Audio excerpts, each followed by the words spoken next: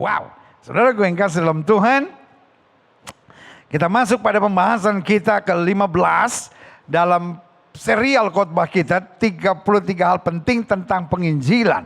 Jadi dari awal Desember sampai kita sudah mau pasca bulan depan, kita kupas terus tentang penginjilan. Saya mengerti, nggak banyak gereja mau khotbah sepanjang ini tentang penginjilan. Tapi saya juga tahu di akhir zaman hal penting yang tidak bisa kita pisahkan adalah penginjilan. Karena kalau sudah lihat tanda-tanda zaman, akhir dari segalanya Alkitab bilang, Injil harus diberitakan terlebih dahulu, baru tiba kesudahannya. Who has to preach the gospel? Siapa yang harus mengabarkan Injil? Taruh tangan kanan saudara di dada, sama-sama bilang saya. Yes. Sama-sama bilang saya. Yes. Sama-sama bilang saya. Oke? Ketik di live chat saudara. Saya harus memberitakan Injil.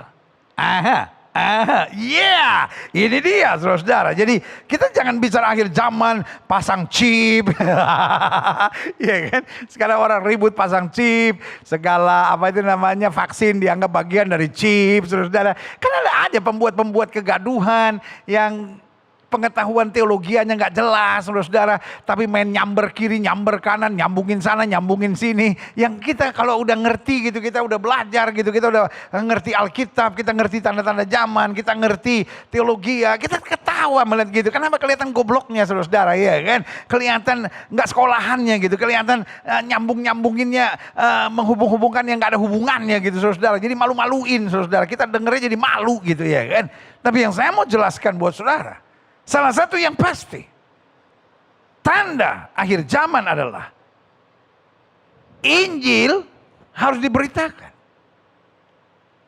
Jadi buktinya bahwa kita menyambut akhir zaman, bukan sibuk menolak vaksin. Bukan sibuk chip sana, cap sana, chip sini, cap sana. Tapi kita harus fokus pada pemberitaan Injil.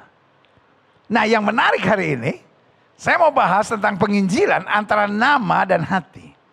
Mungkin saudara menatap saya dan berkata, apa maksudnya? Kita belajar sama-sama. Klik. Yosua 3 ayat 7-10. Dan Tuhan berfirman kepada Yosua, pada hari inilah aku mulai membesarkan namamu di mata seluruh orang Israel. Tahukah saudara? Kalau kita mengabarkan Injil, kita hidup dalam Injil, kita menjadikan Injil sebagai dorongan kehidupan kita dan dorongan segala langkah kita, maka pasti ada berkat Tuhan. Lihat dengan yang terjadi dengan Yosua. Sebelumnya Alkitab sudah bilang, bertindaklah hati-hati sesuai dengan seluruh hukum yang kuperintahkan kepadamu, sesuai dengan hambaku Musa. Jangan menyimpang ke kanan atau ke kiri supaya engkau akan beruntung dan perjalananmu akan berhasil. Dan kemudian karena Yosua melakukannya, dengar, dan Tuhan berfirman pada Yosua, pada hari inilah aku mulai membesarkan namamu di mata seluruh orang Israel. Tuhan adalah Allah yang mau memberkati saudara. Tuhan adalah Allah yang mau mengangkat hidup saudara. Tuhan adalah Allah yang mau menjadikan saudara berdampak. God is very serious with you. Karena kalau ada banyak orang ditanya, apa kabar? Ya gini-gini. Hidup Kristen gak gini-gini. Apa kabar? Luar biasa, dahsyat. Tuhan Yesus bersama saya. Yes, itu dia. Soal cash flow nomor 2. Soal saldo di bank nomor 2. Yang penting ditanya apa kabar? Dahsyat, luar biasa. Yesus berserta saya. Yes, iya. Amin. Itu dia. Karena lihat apa yang terjadi dengan Yosua. Waktu Yosua mulai taat, waktu Yosua mulai melakukan apa yang Tuhan perintahkan, Tuhan berfirman pada Yosua, pada hari inilah aku mulai membesarkan namamu di mata seluruh orang Israel. Pengkhotbah-pengkhotbah YouTuber tertentu akan menyerang ini. Apa itu maksudnya? Tuhan membesarkan nama. Loh, memang itu kenyataannya. God says himself. Tuhan yang ngomong sendiri, aku akan membesarkan namamu. Supaya mereka tahu bahwa seperti dahulu aku menyertai Musa, demikian aku akan menyertai engkau. Bukan supaya engkau sombong, bukan supaya engkau dapat menepuk dada, tapi supaya engkau dapat jadi saksi, jadi berkat. Kalau orang Kristen aja susah, kalau orang Kristen aja nggak berprestasi, kalau orang Kristen saja nggak berdampak, bagaimana orang bisa melihat kemuliaan Tuhan dalam hidup saudara? Jelas ya, ketika orang melakukan kebenaran, ketika orang hidup dalam Injil, ketika orang memberitakan Injil, ada saja berkat Tuhan untuk mengangkat namamu. Ayat 8. Maka kau perintahkanlah kepada para imam pengangkat tabut perjanjian itu demikian. Setelah kamu sampai ke tepi air sungai Yordan, haruslah kamu tetap berdiri di sungai Yordan itu. Ayat yang ke-9. Lalu berkatalah Yosua kepada orang Israel, datanglah dekat dan dengarkanlah firman Tuhan Allahmu. Lagi kata Yosua, dari hal inilah akan kamu ketahui bahwa Allah yang hidup ada di tengah-tengah kamu. Dan bahwa sungguh-sungguh akan dihalaunya orang Kanaan, orang Het, orang Hewi, orang Feris, orang Girgasi, orang Amori, orang Yebus dari depan kamu. Lihat saudaraku, ujung ceritanya. Mereka yang tadinya look down, mereka yang tadinya memandang rendah Yosua, kagum melihat kemuliaan Tuhan dalam diri Yosua. Karena Musa dipakai Tuhan untuk membelah laut Teberau. Tapi Yosua dipakai Tuhan untuk membelah sungai Yordan. Air sungai Yordan berhenti.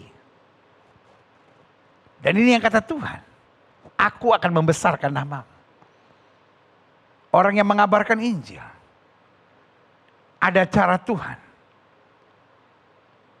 untuk membuat hidupmu jadi berkat. Hidupmu berdampak. Hidupmu mengagumkan bukan karena engkaunya, tapi karena Yesus yang ada di dalammu. Jangan mencuri kemuliaan Tuhan. Klik. 1 Samuel 16 ayat 7. Tetapi berfirman Tuhan kepada Samuel, jangan pandang paras atau perawakan yang tinggi, sebab aku telah menolaknya. Bukan yang dilihat manusia, yang dilihat Allah. Manusia melihat apa yang di depan mata, tapi Tuhan melihat hati. Jadi waktu Tuhan lihat hatinya bersih, Tuhan angkat. Tuhan lihat hatinya berkenan, Tuhan lakukan perkara-perkara dahsyat. Makanya mengenai Daud, Alkitab bilang, I found a man after my own heart. Aku menjumpai seorang yang berkenan di hatiku, makanya aku mengangkat dia. Klik. Ulangan 9 ayat 3-5. Maka ketahuilah pada hari ini bahwa Tuhan Allahmu, dialah yang berjalan di depanmu, laksana api yang menghanguskan. Dia akan memunahkan mereka dan dia akan menundukkan mereka di hadapanmu. Demikianlah engkau akan menghalau dan membinasakan mereka dengan segera seperti yang dijanjikan padamu oleh Tuhan. Janganlah engkau berkata dalam hatimu apabila Tuhan Allahmu telah mengusir mereka dari hadapanmu, karena jasa-jasakulah. Lihat ya. Jadi Tuhan membesarkan namanya, Tuhan menyatakan kemuliaannya, tapi dia harus sadar. Bukan karena jasaku, bukan karena prestasiku, bukan karena kehebatanku, bukan karena kemampuanku. Bukan karena jasa-jasaku lah Tuhan membawa aku masuk menduduki negeri ini. Padahal karena kefasikan bangsa-bangsa itulah Tuhan menghalau mereka dari hadapanmu. Ayat yang ke-5. Bukan karena jasa-jasamu atau karena kebenaran hatimu engkau masuk menduduki negeri mereka. Tapi karena kefasikan bangsa-bangsa itulah Tuhan Allahmu menghalau mereka dari hadapanmu, dan supaya Tuhan menepati janji yang diikrarkannya dengan sumpah kepada nenek moyangmu, yakni Abraham, Ishak, dan Yakub. Folks, Tuhan yang mengangkat nama Abraham, Tuhan yang mengangkat nama Musa, Tuhan yang mengangkat nama Yakub, Tuhan yang mengangkat nama Joshua, Tuhan yang mengangkat nama Daud. Tuhan adalah Allah yang bukan hanya membiarkan kita sebagaimana adanya. Betul, dia terima kita sebagaimana apa adanya kita. Tapi dia angkat kita, dia persiapkan kita, dia nyatakan kemuliaannya bagi hidup kita. Haleluya. Makanya saya percaya 2022, tahun 2022, saya menyebutnya tahun kemuliaan. Karena saya percaya betul, God is dealing with his people. Tuhan sedang berurusan dengan anak-anaknya. Dan anak-anak yang dijumpai taat, anak-anak yang dijumpai setia, anak-anak yang dijumpai benar di dalam hidupnya. Dan anak-anak yang dijumpai semangat untuk mengabarkan Injil, Tuhan akan menyatakan kemuliaannya. Saya terlalu percaya. Itu sebabnya mari saya mengajak setiap jemaat Tuhan di rumah saudara masing-masing to grab the vision of God, untuk menangkap visi Tuhan. Stop debating. Masa sih Tuhan mengangkat nama? Masa sih begini? Itu maksudnya apa? Saudaraku, when the Bible says something, you better trust in it. Waktu Alkitab ngomong sesuatu, grab it, imani, itu akan terjadi dalam hidupku. Tuhan mau mengangkat namamu, Tuhan akan membesarkan namamu, tetapi bukan karena jasamu. Jangan meninggikan diri, jangan sombong, jangan merasa hebat dan kekuatan sendiri. Tapi ingat, karena Tuhanlah, dan pakai itu untuk kemuliaan Tuhan. Klik. Saya pelajari selanjutnya. Tidak dapat dipungkiri, orang percaya yang mengabarkan Injil serta mempraktekkan Injil dalam kehidupan sehari-hari, pasti akan melihat keberhasilan dan kedahsyatan Tuhan. Dampaknya namanya akan ditinggikan. Iya dong. Waktu Ayub menjadi 2 kali lebih kaya, semua orang kagum melihat Ayub. Waktu Joshua mengalahkan Jericho, kemudian mengalahkan Ai, dan Joshua menyeberangi sungai Yordan, semua orang kagum-kagum. Tapi bukan karena jasanya Joshua, tapi karena ketaatannya pada Tuhan. Lihat waktu Daud mengalahkan Goliat.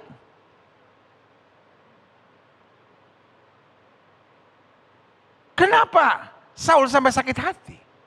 Karena perempuan-perempuan Yerusalem menari-nari dan berkata, Saul mengalahkan beribu-ribu musuh, tapi Daud mengalahkan berlaksa-laksa. Tuhan angkat dia, Tuhan membesarkan namanya, Tuhan membuat orang kagum dengan dia. Tidak dapat dipungkiri. Itu yang kita harus rendah hati, itu 2 hal yang berbeda. Hati itu soal keputusan. Tapi membesarkan nama itu adalah karunia Tuhan. Amin. Waktu Sadrak, Mesakh, Abednego dibuang ke dapur api yang dipanaskan 7 kali lipat lalu tidak mati. Apa yang terjadi? Tuhan sedang membesarkan nama Sadrak, Mesakh, dan Abednego. Waktu Paulus dan Silas dianiaya di dalam penjara, dilempar ke penjara, lalu dijaga oleh pasukan. Tapi tiba-tiba mereka memuji-muji Tuhan, tiba-tiba gempa bumi, kepala penjara ketakutan, Tuhan mengangkat nama mereka, Tuhan membesarkan nama mereka. Sampai kepala penjara ngomong sama narapidana, Tuan, apa yang harus aku buat supaya aku diselamatkan? Itu dia cara Tuhan. Folks, I pray to my Father. Saya doa kepada Bapa yang saya sembah di dalam nama Yesus Kristus Tuhan. Tahun ini, orang yang merendahkan saudara, orang yang mau menghancurkan saudara, orang yang mau menyerang saudara, akan dipermalukan Tuhan karena Tuhan mengangkat hidupmu dahsyat dan luar biasa. Saya nggak mau tahu. Mungkin ada orang-orang yang nyerang saya dan berkata, apa tuh khotbah yang murahan? Apa itu Injil yang hanya membesarkan nama? Karena saya berpegang pada firman Tuhan, saya menyampaikan yang buat saudara. Saya tidak membutuhkan debat. Saya hanya membutuhkan jemaat yang bisa menerima firman Tuhan ini. Dan menyadari saya tidak boleh sombong, saya tidak boleh kepala batu, saya tidak boleh egois, saya tidak boleh mencuri kemuliaan Tuhan. Karena apa yang Tuhan buat ini untuk membesarkan namanya. Kenapa Tuhan membesarkan nama umatnya? Supaya umatnya itu dapat menjadi terang bagi kemuliaan namanya. Tidak dapat dipungkiri orang percaya mengabarkan Injil serta mempraktekkan Injil dalam kehidupan sehari-hari, pasti akan melihat keberhasilan kedahsyatan Tuhan. Dampaknya namanya akan ditinggikan. Klik. Saya ambil contoh lainnya. Elia waktu mengalahkan 450 Nabi Baal dan Nabi Asyera. Pertanyaan saya, apakah Tuhan tidak meninggikan nama dari Elia? Iya. Jadi setiap kali Tuhan melakukan hal-hal yang dahsyat, orang akan kagum melihat kemuliaan Tuhan. Itu cara Tuhan mengangkat. Tapi yang namanya diangkat, namanya dibesarkan, Tuhan harus menyadari. Bukan karena aku, tapi karena roh di dalamku yang diberikan oleh Tuhan karena kasih rahmatnya dan kesetiaannya. Haleluya. Makanya saya catat di sini, bukan merupakan sesuatu yang jahat untuk memiliki nama yang terkenal. Bukan sesuatu yang jahat untuk memiliki prestasi-prestasi yang hebat. Bukan sesuatu yang jahat untuk membuat hidup yang mencengangkan buat banyak orang. Tetapi ketika hati kita sombong, ketika kita mencuri kemuliaan Tuhan, ketika kita merasa semua itu karena prestasi dan jasa kita, itu yang bersalah dan jahat di hadapan Tuhan. Klik. Namun harus dipahami, memiliki nama yang terkenal seringkali merupakan pencobaan tersendiri. Iya kan? Prestasi-prestasi yang hebat yang Tuhan izinkan dalam hidup saudara.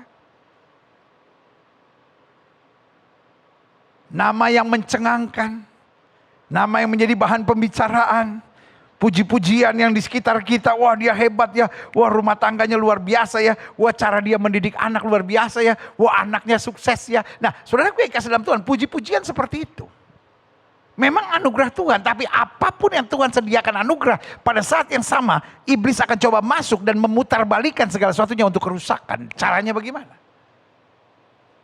Yang pertama, percobaan menjadi sombong dan arogan. Iya kan? Orang kalau merasa, wah saya udah jenderal nih. Padahal dia jadi jenderal itu karena anugerah Tuhan. Dia doa, Tuhan beri saya anugerah supaya saya bisa pecah bintang. Wih, udah jadi jenderal gak pernah ke gereja. Sombongnya minta ampun. Ya kan dulu kalau ketemu pendeta minta didoain. Pas udah jadi jenderal, pendeta ada kebutuhan apa? Dia bilang sibuk, darah Yesus. Saudaraku yang kasih dalam Tuhan. Alkitab saya bilang tetaplah dalam keadaanmu seperti pada waktu kamu dipanggil Tuhan. Tuhan bisa angkat kau menjadi jenderal. Tapi Tuhan juga bisa cabut jabatan jenderalmu itu. Jangan tengil. Jangan sombong. Allah melawan orang-orang sombong. Jadi ketika Tuhan membesarkan namamu. Ketika Tuhan menjadikan kau berhasil. Satu yang kau jaga. Hatimu tetap melekat pada Tuhan. Engkau tetap sadar kalau bukan karena Tuhan tidak akan aku ada sebagaimana aku ada. Tetap pakai untuk pekabaran Injil. Tetap pakai untuk menolong banyak orang. Tetap pakai untuk jadi berkat. Tetap pakai untuk meluaskan kerajaan Allah di muka bumi. Yang kedua. Nama yang terkenal. Prestasi yang luar biasa. Nama yang dibesarkan dan ditinggikan oleh Tuhan. Merupakan pencobaan tersendiri. Pencobaan merasa diri benar dan tidak bisa menerima teguran dan kritik. Karena kita merasa kita terkenal. Kita merasa kita hebat. Kita merasa kita berprestasi. Kita merasa kita sudah mencapai pencapaian yang baik. Sehingga kita tidak bisa lagi minta maaf. Kita tidak bisa lagi ditegur. Kita tidak bisa lagi dikritik. Padahal kalau kita udah gak bisa ditegur, kita gak bisa dikritik, kita gak bisa dinasehati, kita sedang menuju pada kehancuran. Di mana perangkap iblis mulai masuk dalam kehidupan kita. Yang ketiga, harus dipahami. Memiliki nama yang terkenal, karena engkau seorang penginjil yang hebat, karena engkau doakan orang sakit dan orang sakit sembuh. Karena engkau arahkan banyak orang dan menerima banyak hal yang baik. Karena engkau berhasil, karena engkau melakukan segala sesuatu dalam hidupmu sesuai dengan tuntunan Injil. Maka ada pencobaan sendiri, pencobaan menjadi sombong dan arogan, hati-hati. Pencobaan merasa diri benar dan tidak bisa menerima teguran dan kritik, hati-hati. Yang ketiga, pencobaan menghakimi orang dan merendahkan orang lain. Saya dong udah sejauh ini di bawah Tuhan. Dia tuh gak naik-naik, banyak dosa. Dia doain orang sakit gak sembuh. Masih ada kutuk dalam hidupnya. Jadi akhirnya kita punya kecenderungan. Karena kita merasa ditolong Tuhan. Diberkati Tuhan, dibela Tuhan, disertai Tuhan. Namanya dibesarkan oleh Tuhan. Akhirnya kita mulai menghakimi orang. Dan itu jahat di hadapan Tuhan. Jangan sampai engkau sudah diberkati Tuhan tapi gak bisa dipercaya oleh Tuhan. Karena kalau kita bisa dipercaya Tuhan, Tuhan akan memberkati lebih dan lebih lagi. Karena hukum firman Tuhan bilang, kalau kita setia dalam perkara kecil, Tuhan berkati kita dalam perkara yang lebih besar. Dan kalau kita tetap setia dengan perkara yang lebih besar, Tuhan memberkati kita dengan perkara yang lebih besar lagi. Haleluya. Yes. Ayo. Ketik di live chat saudara. Saya terima dengan iman yang lebih besar lagi. Ayo. Saya imani sebelum kita merayakan Paskah, sesuatu yang lebih besar Tuhan sediakan. Saya imani sesuatu yang lebih besar Tuhan sediakan. Amin. Yes, haleluya. Yang keempat, harus dipahami. Memiliki nama yang terkenal, yang dibesarkan oleh Tuhan seringkali merupakan pencobaan tersendiri. Pencobaan untuk mengandalkan pengalaman-pengalamannya. Oh kan saya mampu, buktinya saya sampai sejauh ini. Itu yang terjadi dengan Joshua. Joshua mengalahkan Jericho. Dengan strateginya mengirim pengintai. Tapi waktu dia berhasil mengalahkan Jericho, dia coba pakai strategi yang sama terhadap Ai. Bahkan dia memandang rendah Ai. Dia tidak lagi berdoa. Tidak seperti waktu dia panik menghadapi Jericho. Joshua sudah hebat. Dipuji-puji berhasil mengalahkan dan meruntuhkan tembok Jericho. Tapi itu kan bukan karena Joshua. Itu kan karena strateginya Tuhan. Itu kan karena Tuhan tuntun. Itu kan karena Joshua dengan segala kerendahan hati memohon kuasa Tuhan. Tapi waktu berhadapan dengan Ai, dia take it for granted. Dia pandang enteng. Dia pikir, ini lebih kecil lah. Tetapi apa yang terjadi? Dipermalukan oleh Tuhan. Makanya Alkitab bilang Tuhan meninggikan. Tuhan merendahkan. Tuhan membesarkan. Tapi Tuhan juga bisa meniadakan sama sekali. Jadi saudaraku yang kasih dalam Tuhan. Hati-hati. Tuhan bisa membesarkan namamu, Tuhan bisa mengangkat namamu, Tuhan bisa membuat engkau mengagumkan buat banyak orang. Tapi ketika itu terjadi, jangan mencuri kemuliaan Tuhan. Jangan sombong, jangan arogan, jangan merasa ini karena saya. Tetapi ingatlah, berhati-hatilah. Supaya jangan kau melupakan Tuhan Allahmu, kata Alkitab. Klik. Asik ini untuk belajar. Kita lihat kisah Simpson misalnya. Simpson adalah seorang yang namanya dibesarkan oleh Tuhan. Klik. Lihat Hakim-Hakim 16 ayat 20. Lalu berserulah perempuan itu. Orang Filistin menyergap engkau Simpson, maka terjagalah ia dari tidurnya. Serta katanya, seperti yang sudah-sudah aku akan bebas dan akan meronta lepas. Tapi tidaklah diketahui bahwa Tuhan telah meninggalkan dia. Ini dia. Ini yang saya bilang, overconfidence. Kompromi dengan dosa.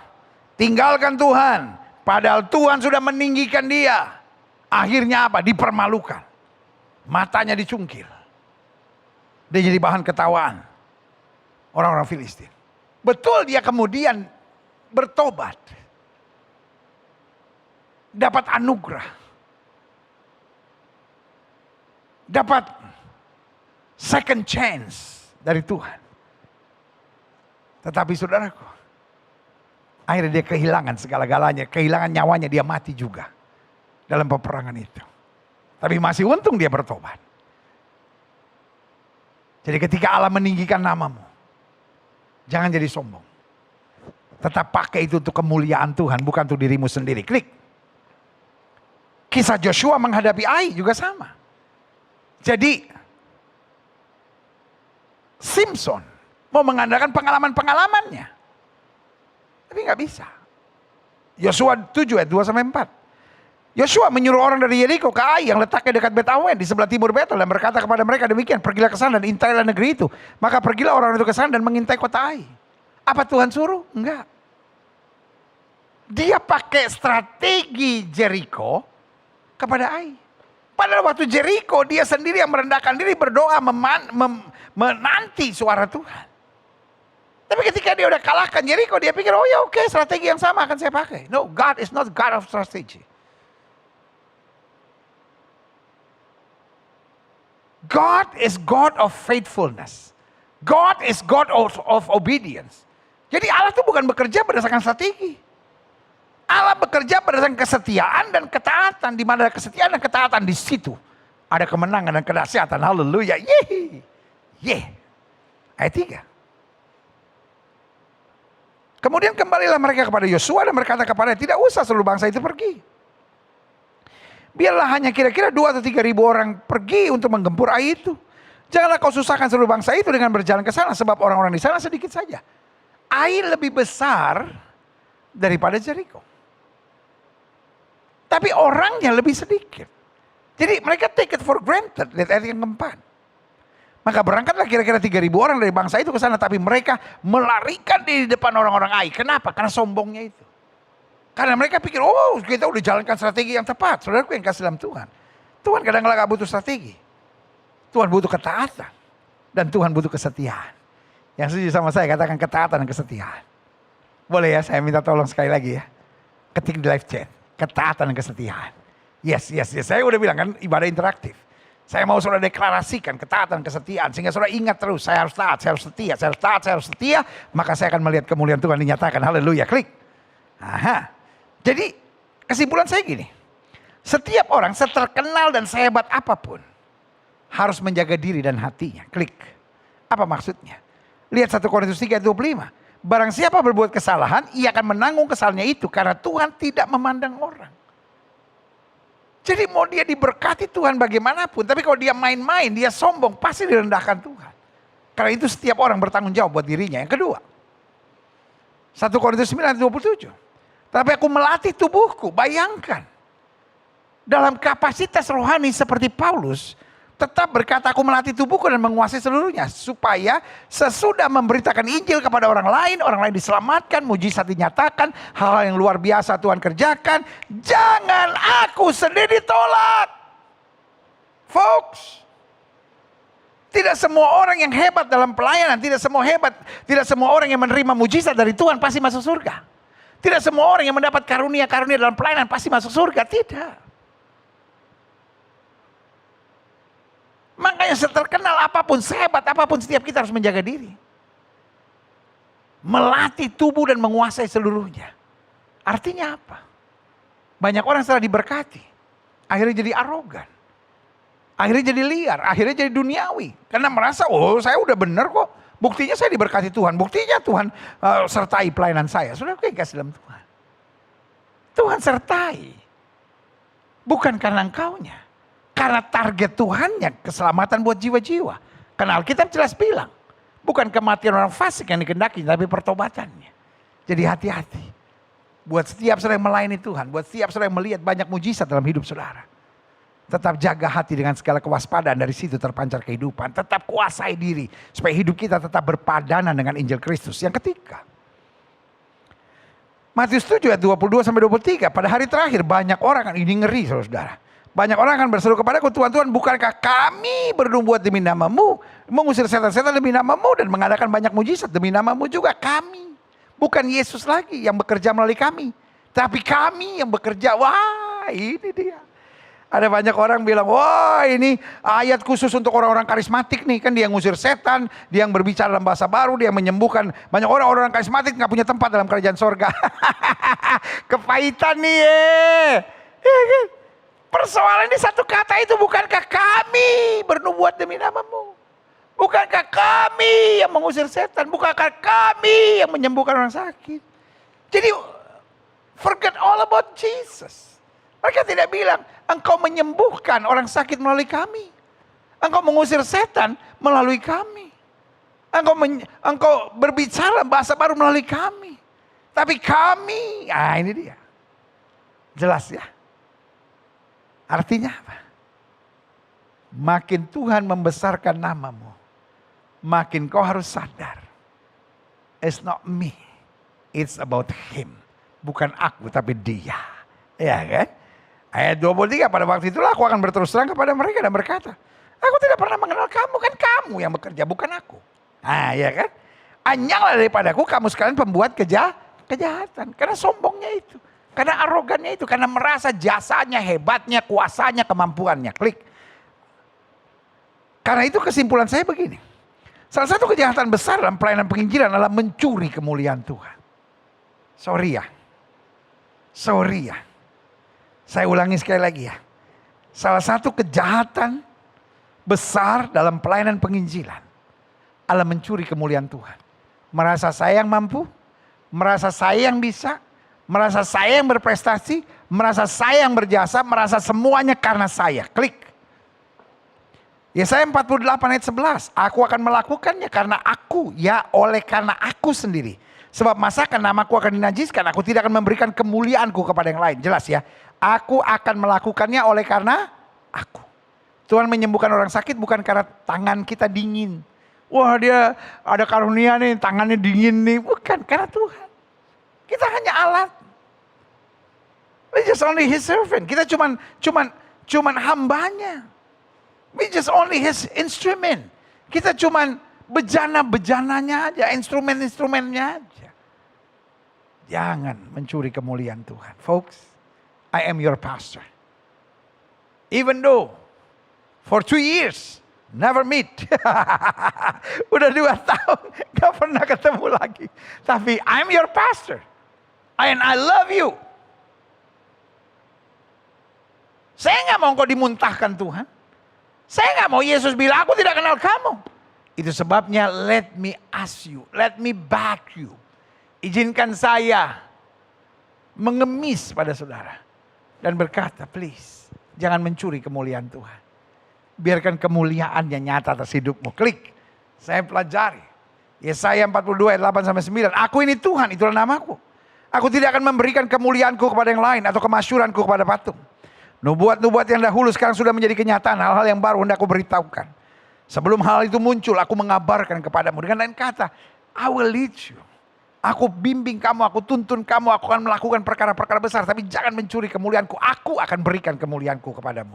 Klik. Jadi saya catat di sini.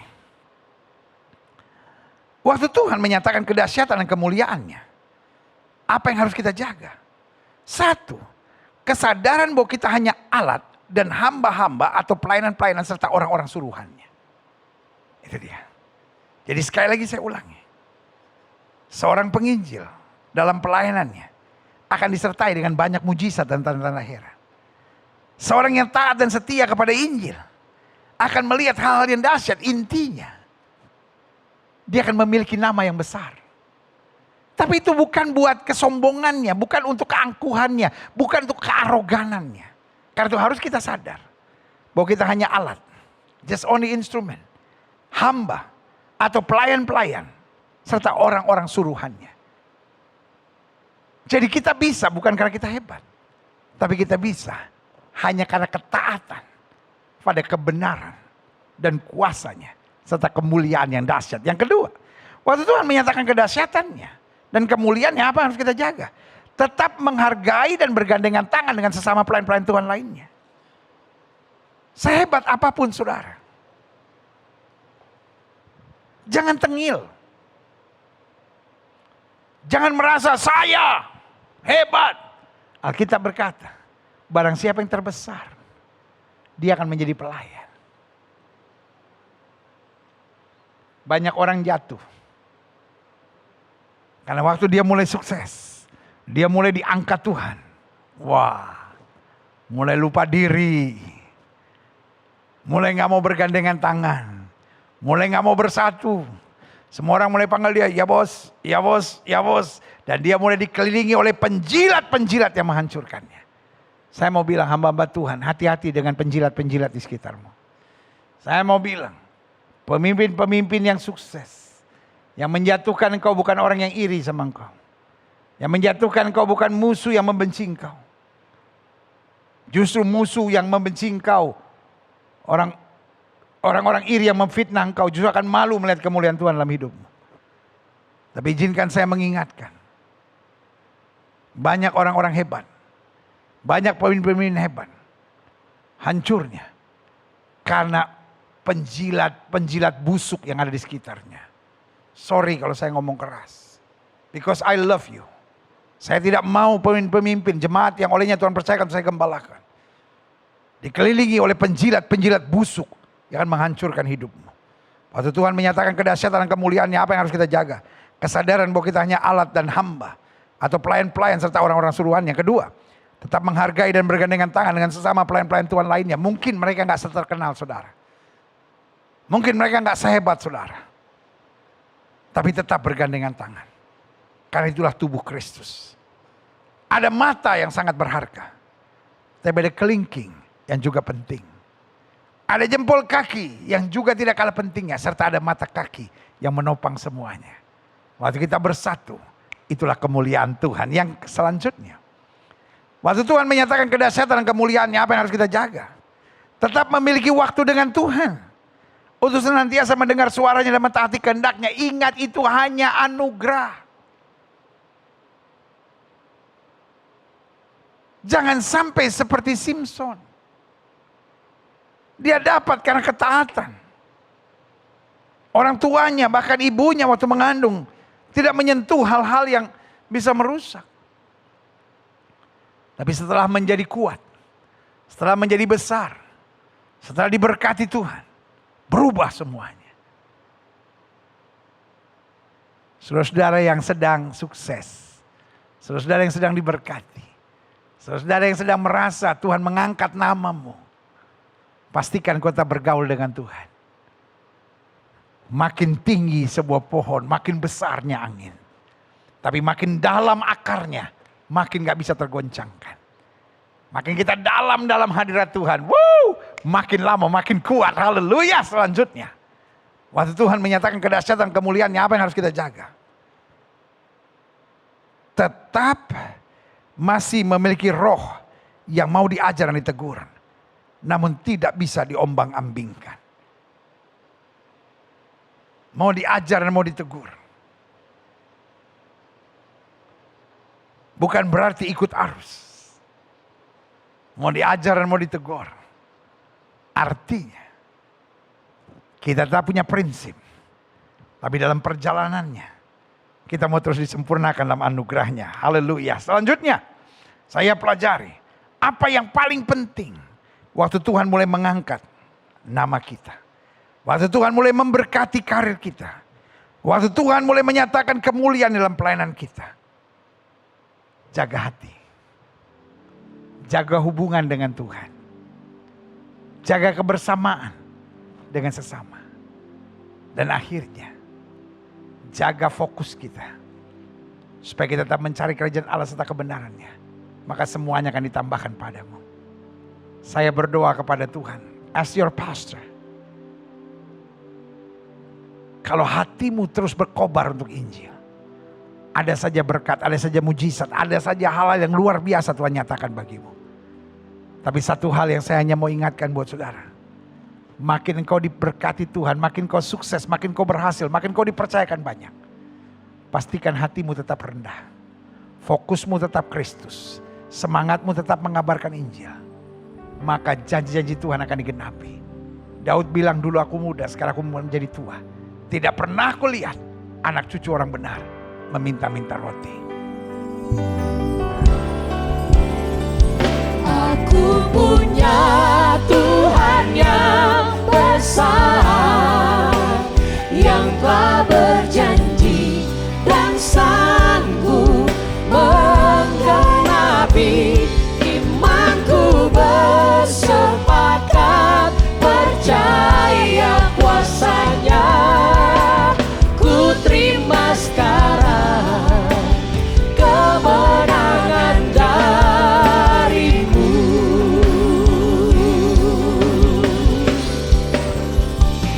Aku punya Tuhan yang besar, yang telah berjanji dan sanggup menggenapi.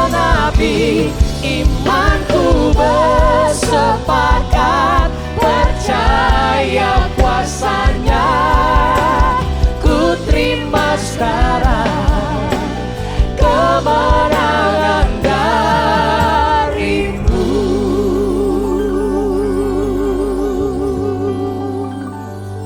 Setiap mata terpejam, setiap kepala tertunduk, setiap hati terangkat pada Tuhan.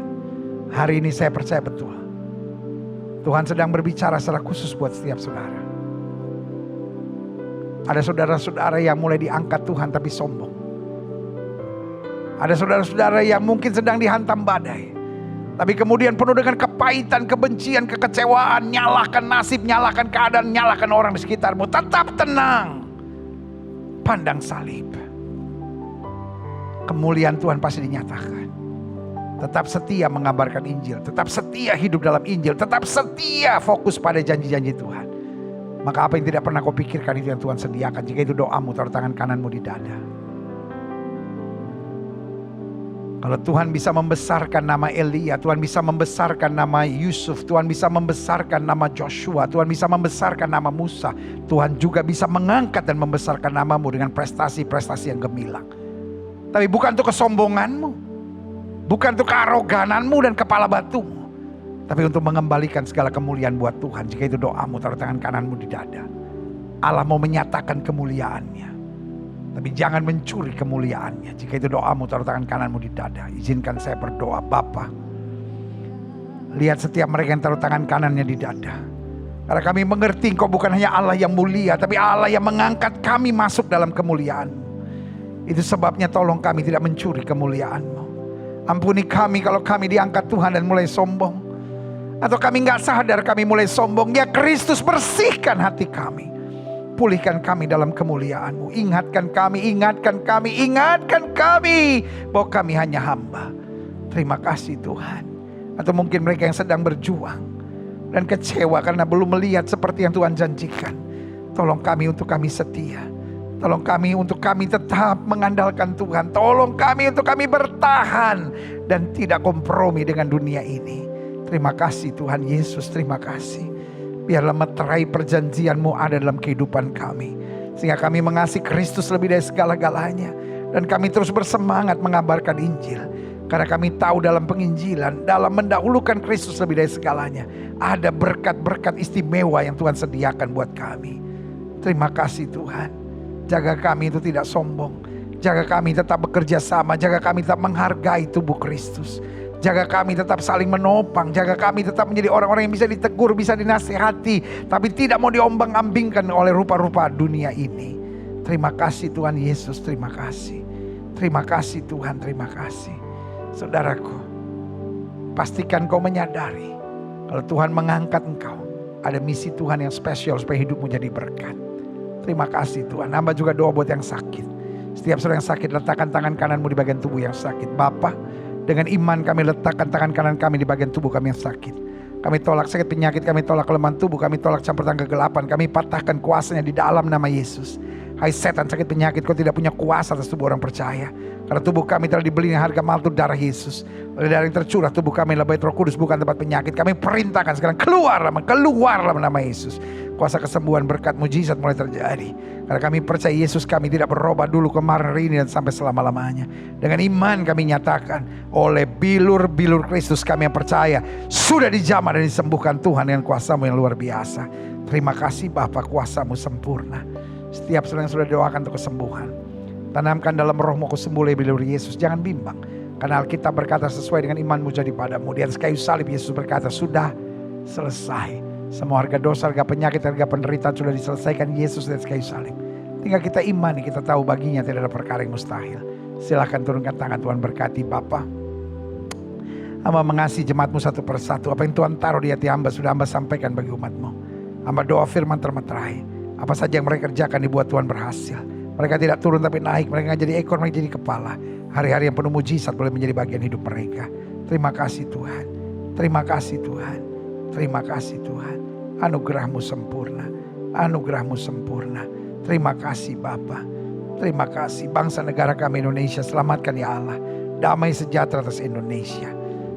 Bapak Presiden, Wakil Presiden, para menteri, pejabat di pusat dan di daerah, para gubernur, para bupati, para wali kota, tentara, polisi, Kapolri, Panglima TNI, Ketua BNPT, Ketua BNPB, BPK, KPK, Mahkamah Agung, Kejaksaan, Pengadilan. Tuhan kami ucapkan berkat. DPD dan juga DPR RI, DPRD tingkat 1, DPRD tingkat 2, pemimpin-pemimpin kami. Jaga ya Tuhan. Berikan roh damai sejahtera. Takut akan Tuhan, tuntunan hikmat, marifat dari Tuhan. Jauhkan pemimpin kami dari roh rakus, roh serakah, roh korupsi. Jauhkan pemimpin kami dari dukun paranormal, penasihat spiritual, kuasa-kuasa kegelapan di dalam nama Yesus. Darah Yesus bungkus pemimpin-pemimpin kami.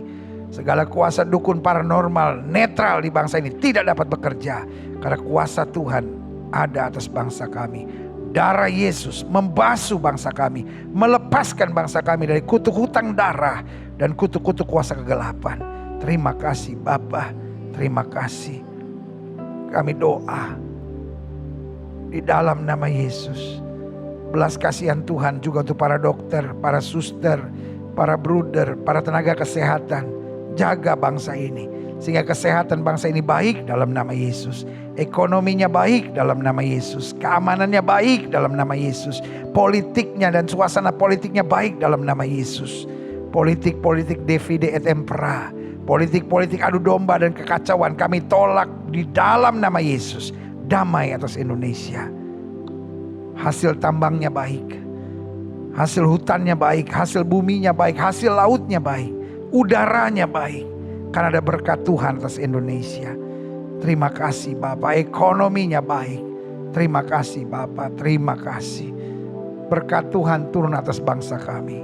Tidak lupa kami berdoa buat gereja-gereja di mana-mana tempat, baik yang sudah on-site maupun yang masih online, terus menyatakan kebenaran dan keselamatan dalam Kristus. Gerejamu di tempat ini, Gereja Bethel Indonesia Global Fellowship Center, terus Tuhan pakai untuk menegakkan kerajaan Allah dalam kebenaran dan kasih. Terima kasih Bapa. Terima kasih Bapa. Terima kasih. Dan akhirnya Bapa, jaga kami semua supaya kami hidup sebagai pelaku-pelaku firman yang menyatakan kemuliaan-Mu. Di dalam nama Yesus kami berdoa. Haleluya. Haleluya. Haleluya. Sama-sama kita katakan amin. Haleluya. Kitalah orang-orang yang berbahagia. Karena orang yang berbahagia adalah orang yang mendengar firman dan mempraktekannya dalam kehidupannya sehari-hari. Haleluya. Haleluya. Saatnya kita mau memberi yang terbaik buat Tuhan. Persembahan memang tidak diwajibkan. Tapi saudara-saudara yang merasa didorong oleh Tuhan untuk memberi yang terbaik, pastikan kita memberi yang terbaik. Karena kita tidak mau datang ke hadirat Tuhan dengan tangan hampa.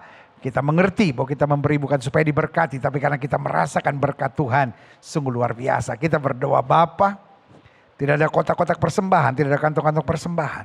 Tapi kami memberi secara dewasa melalui transfer bank. Karena kami memberi bukan supaya kami diberkati, tapi karena berkat Tuhan luar biasa dalam hidup kami. Kami mengerti persembahan tidak diwajibkan.